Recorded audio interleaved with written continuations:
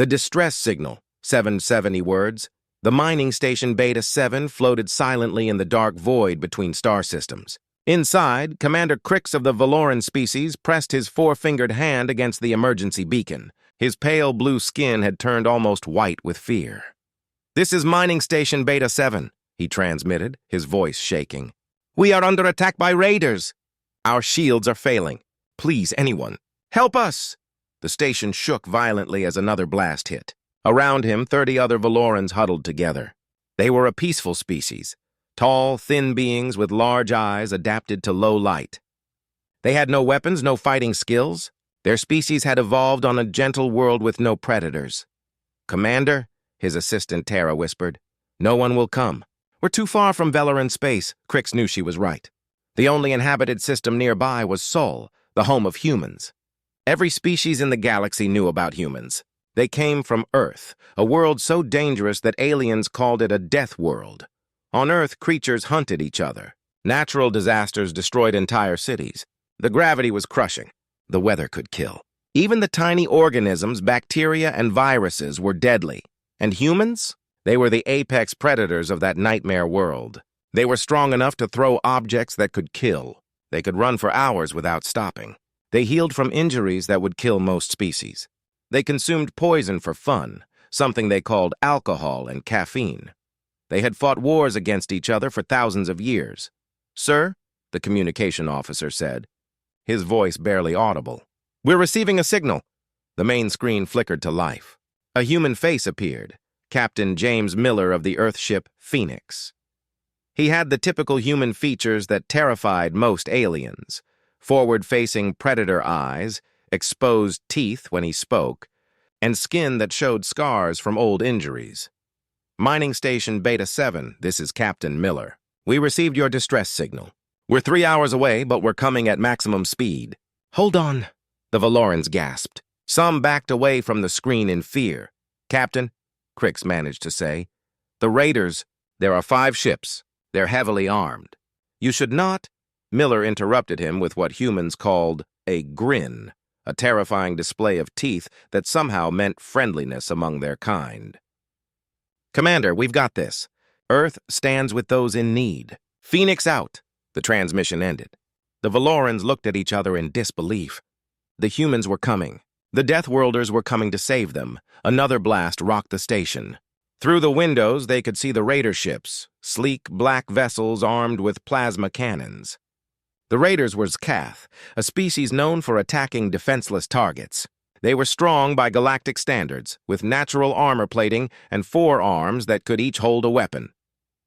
"Commander," Tara said, touching his arm, what if they're worse than the raiders?" Crix didn't know how to answer. Everyone had heard the stories. Humans had something called adrenaline that made them stronger and faster when in danger. They could survive injuries that would kill others instantly. They had evolved on a world where everything tried to kill them, and they had not only survived, but thrived. The station's lights flickered and went out. Emergency power kicked in, bathing everything in red light. The raiders had destroyed their main power core. "Surrender!" came a harsh voice over the communication system. "Give us your minerals and technology, or we will board and take them anyway." Crix looked at his frightened crew. They had no choice. But then he remembered the human captain's face, that strange confidence, that promise to help. We have help coming," Crix replied to the raiders. Harsh laughter filled the speakers. "No one will help you out here, Valoran. You are alone."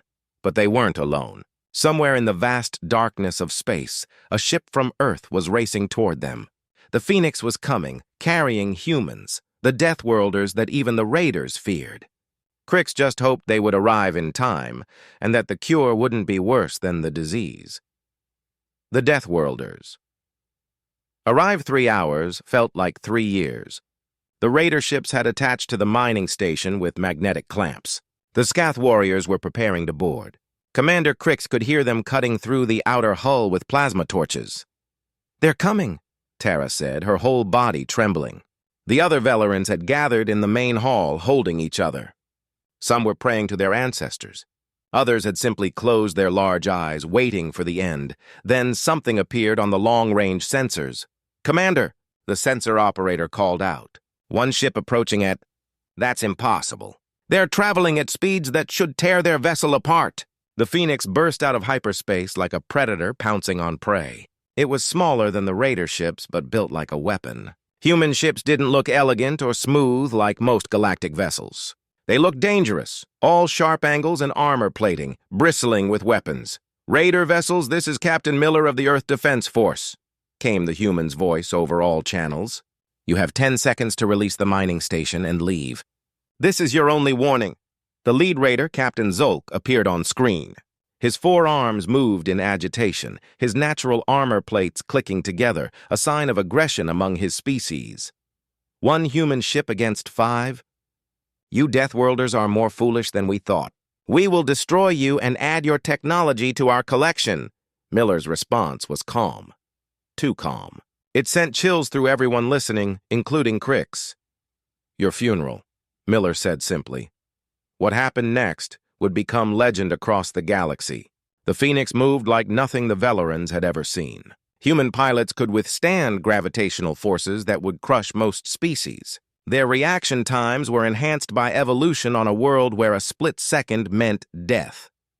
The Phoenix rolled and spun, avoiding plasma fire while returning shots with precision. But it wasn't just the ship's movements that shocked everyone. It was what the humans did next. "Sir," Tara gasped, pointing at the screen. They're opening their airlocks!" 5 humans in armored suits launched themselves from the Phoenix directly at the raider ships. They flew through the vacuum of space using small thrusters, carrying weapons and explosives. It was insane. It was suicide. It was completely human. "Boarding Team Alpha, attaching to Target 1, came a female voice over the comm. That was Lieutenant Lisa Park, according to the identification signal. The humans magnetically attached to the raider ships and began cutting through their hulls. The raiders, for all their strength and 4 arms, had never encountered anything like this. Humans voluntarily going into space, into combat, laughing over their communications as they did so. "These guys have never fought humans before," one of the boarding team members said with what sounded like amusement. "Their armor has weak points at every joint." Easy targets. Inside the lead raider ship, chaos erupted.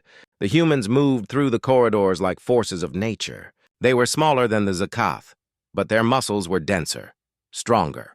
When a Zakath warrior grabbed Lieutenant Park with all 4 arms, she did something impossible.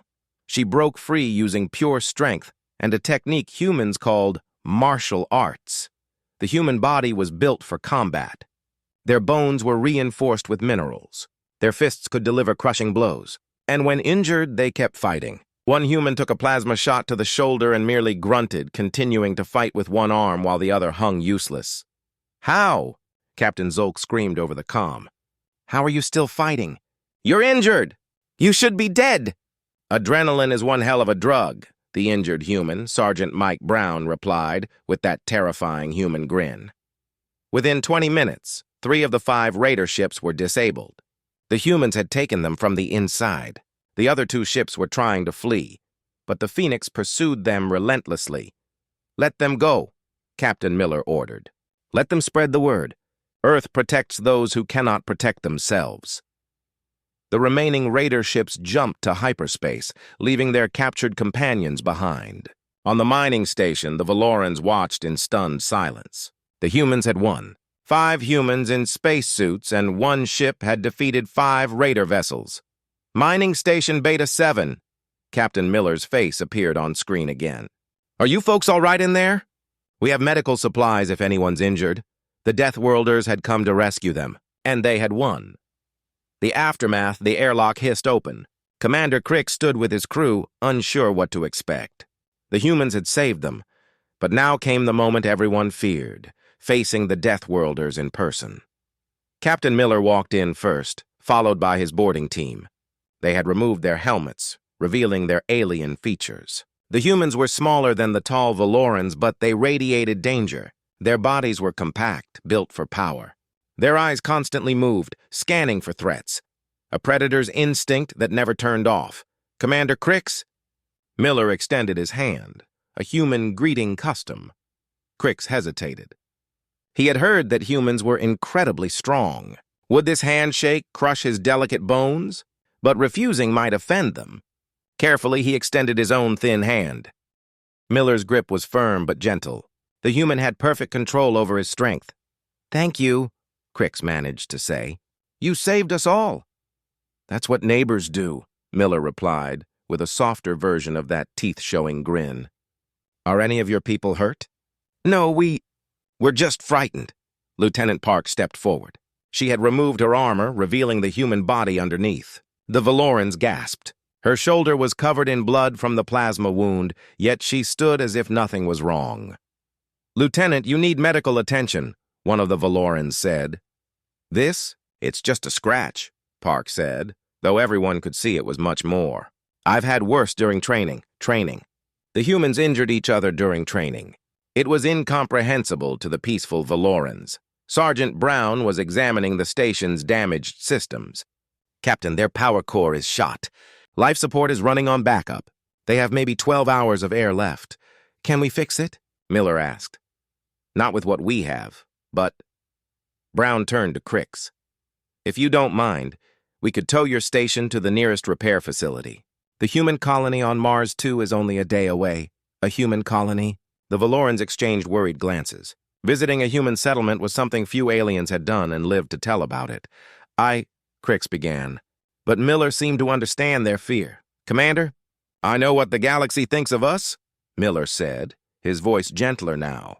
"They call us Deathworlders, monsters, predators. And yes, we come from a harsh world. But that harsh world taught us something important, the value of protecting each other." He gestured to his crew. "Each of us would die for the others. And when we heard your distress call, you became part of that circle. You needed help. We could provide it. That's all that mattered." Tara found her voice. "But why?" "We're nothing to you. We're weak, defenseless. We have nothing to offer you." Lieutenant Park laughed, a sound that should have been terrifying but somehow wasn't. "You think we help people because of what they can offer us? That's not the human way." "Then what is the human way?" Crix asked. Miller looked out the window at the stars. "On Earth, we have a saying, today you, tomorrow me. Today you needed help. Tomorrow we might need help, but even if that day never comes, helping those in need is what makes us human." The captured raider ships floated nearby, their crews imprisoned but alive. "Even enemies received mercy from humans when they surrendered." "You didn't kill them all," Crix observed. "They surrendered." "We don't kill prisoners," Miller said firmly. "They'll be turned over to galactic authorities for trial." This confused the Valorans even more. The humans were capable of terrible violence but chose restraint. They were predators who protected prey. They were walking contradictions. Young Vela, barely an adult by Valoran standards, approached Lieutenant Park timidly. "Does it hurt? Your shoulder?" Park knelt down to be at eye level with the young Valoran, a gesture that made her less threatening. "Yes, it hurts. But humans have a high pain tolerance. We evolved on a world where getting hurt was common. Our bodies adapted." "That sounds terrible," Vela said.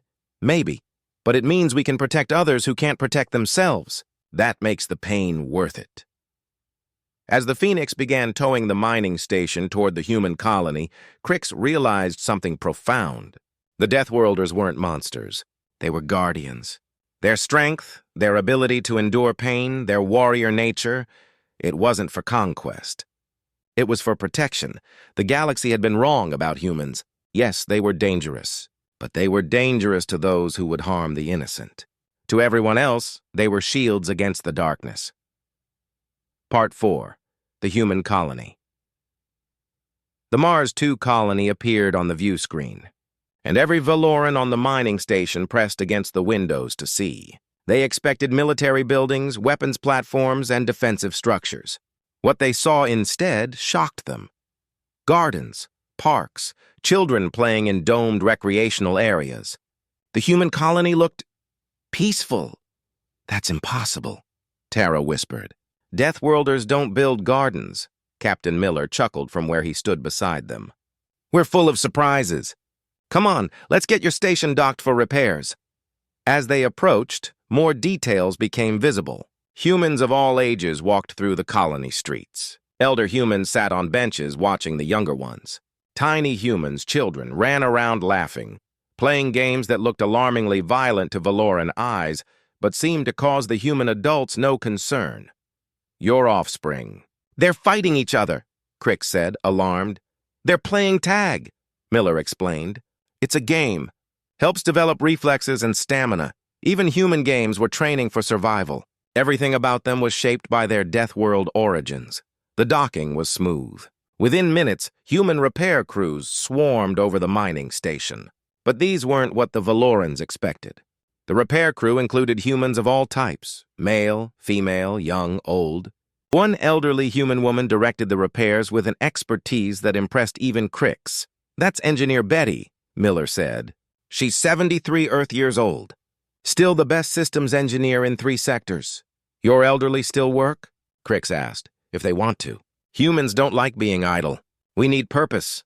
A group of human children had gathered at the docking port, staring with wide eyes at the Valorans. One small human girl, no more than 6 years old, tugged on her father's hand. Daddy, are those the aliens who needed help? Yes, sweetheart.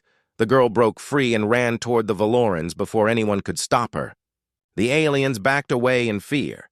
Even human children were dangerous by galactic standards. But the girl simply held up a small object. A flower made of paper. This is for you, she said to Tara. Because you were scared, and now you're safe. Tara carefully took the paper flower, her large eyes filling with what Valorans called joy water. Thank you, small one. The girl smiled, that human expression that involved showing teeth but meant happiness, and ran back to her father. Your offspring show kindness to strangers? Cricks asked Miller. We teach them that strength without compassion is just tyranny. We're strong so we can protect. We're tough so others don't have to be. Governor Tom Wilson of Mars 2 arrived to greet them officially. He was an older human, his hair gray, his skin marked by years. But his handshake was still firm, his eyes still sharp. Welcome to Mars 2, he said. Your station will be fully repaired in 18 hours. Meanwhile, you're welcome to rest in our guest quarters. Guest quarters? Cricks was surprised. You have facilities for non-humans? Of course. We've been hoping more species would visit.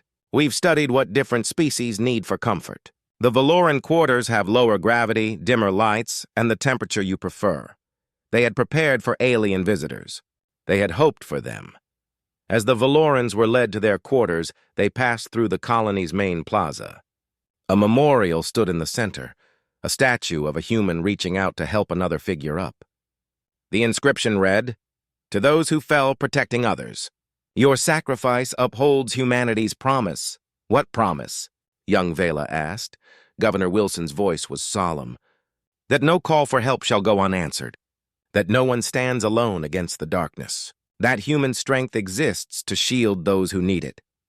In the guest quarters, the Valorans found everything perfectly arranged for their comfort. Soft lighting, the right atmosphere, even food that was safe for their digestion. The humans had thought of everything. That night, as Cricks looked out at the human colony, he saw something remarkable. Human children played next to the quarters where Zakath raiders were being held prisoner. The same humans who had defeated those raiders in combat were now ensuring they were fed and treated with dignity. They're paradoxes, Tara said, joining him at the window. Violent yet peaceful. Dangerous yet kind. Predators who choose to be protectors. No, Cricks said, understanding finally dawning. They're not paradoxes. They're evolved. They took all the strength, all the danger, all the power that their Deathworld gave them, and they chose to use it for good. They're not Deathworlders. They're life-bringers. The message to the galaxy, the repairs were complete. The mining station gleamed with new parts, stronger than before. Human engineers had even upgraded their shields and added emergency beacon amplifiers. Commander Cricks stood in the Mars 2 colony's communication center, preparing to send a message that would ripple across the galaxy. Are you sure about this? Captain Miller asked. Once you send this message, everything changes. Cricks nodded. For 30 hours he had lived among humans. He had seen their children play, their elderly teach, their warriors show mercy. He had eaten at their tables, carefully prepared food that wouldn't poison Valoran biology. He had witnessed something the galaxy needed to know. Beginning transmission, Cricks said, standing tall despite his nervousness. The recording light turned on. Across the galaxy, this message would reach every major civilization, every space station, every world that feared the Deathworlders from Earth. I am Commander Crix of Mining Station Beta 7. 30 hours ago, my station and crew faced certain death. Raiders had us surrounded. We sent a distress signal, believing no one would answer. We were wrong. He paused, letting his words sink in. Humans answered. The species we call Deathworlders, the ones we fear, the ones we tell stories about to frighten our children, they came. One ship, 5 humans in armored suits. They defeated 5 raider vessels to save 30 strangers who had nothing to offer them. Behind him, his entire crew stood in solidarity. Even young Vela was there, holding her paper flower. The galaxy believes humans are monsters because they come from a dangerous world. We see their strength, their endurance, their ability to survive what kills others, and we fear them. But we have been wrong. Terribly, foolishly wrong. Crix gestured to the colony visible through the window. Humans are not monsters. They are guardians. Yes, they are strong because their world demanded strength. Yes, they are fighters because their world taught them to fight. But they took those terrible gifts and made a choice. They chose to protect. They chose to defend those who cannot defend themselves. Tara stepped forward, adding her voice. I watched a human take a plasma blast and keep fighting to save us. Not for money, not for power, but because we needed help. Their strength comes with something we didn't expect. Compassion. Young Vela held up her paper flower. A human child gave me this. She said it was because I was scared and now I'm safe. Even their youngest understand kindness, Crix continued, his voice growing stronger. To the raiders who prey on the weak, yes, fear the humans. Fear them greatly. But to everyone else, to the peaceful species, to the traders, to the explorers, to all who mean no harm, the humans are not your enemy. They are your shield. He looked directly at the camera, knowing his next words would shake the foundations of galactic society. Mining Station Beta 7 is formally requesting membership in the Earth Defense Alliance. We want to stand with the humans. We want to learn from them, not to become warriors, but to understand how a species from such a harsh world became the galaxy's protectors. Captain Miller stepped into frame, standing beside Crix. The height difference was striking. The tall, delicate Velaran and the compact, powerful human. Yet they stood as equals. Earth accepts, Miller said simply. The Defense Alliance is open to all who believe that strength should protect, not prey. Governor Wilson joined them. Mars 2 Colony pledges to build exchange programs. We want alien visitors. We want to learn from you as much as you might learn from us. Our children should grow up knowing that the galaxy is full of friends, not fears. Crix's final words would echo through history. The galaxy calls them Deathworlders. But death is what they prevent. They are lifeguards, standing watch against the darkness. Today, they saved 30 Valorans. Tomorrow, they might save you. This is Commander Crix, sending a message to all who will listen. Earth stands ready. The humans are here. And for the first time in galactic history, the weak have strong friends. The age of fear is ending. The age of protection has begun. The transmission ended. Within hours, it spread to every corner of known space. Some species didn't believe it. Others were skeptical. But many, especially the smaller, peaceful civilizations, felt something they hadn't felt in eons. Hope. On the bridge of the Phoenix, as they escorted the mining station back to Valoran space, Lieutenant Park asked Miller, "Think things will change?" Miller watched the stars streak by. "One rescue at a time, Lieutenant. One rescue at a time." From that day forward, the distress frequencies were never silent for long. Because somewhere in the dark, humans were listening, and Deathworlders always came to help. The end.